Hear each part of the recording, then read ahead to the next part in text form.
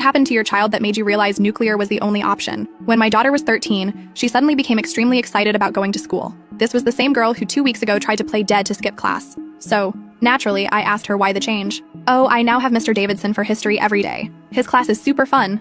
I smiled, glad she was finally not hating school. I didn't think much about it again until a week later, when Emma started setting her alarm 30 minutes earlier, just to pick out the perfect cutscene outfit. It's not like Emma never cared about her appearance, but she was always fine with just throwing the first clean thing on.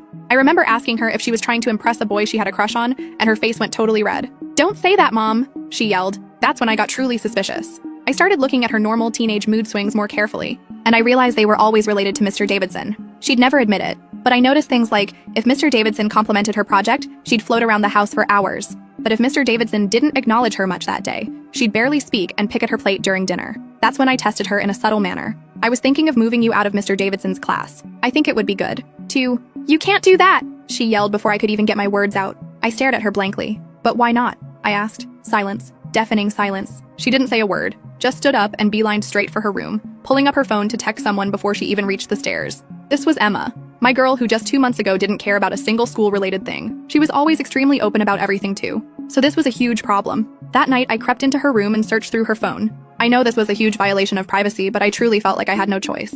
I had a gut feeling she was in danger. I combed through every messaging app I could find, looking for anything at all related to Mr. Davidson. And that's when I found it.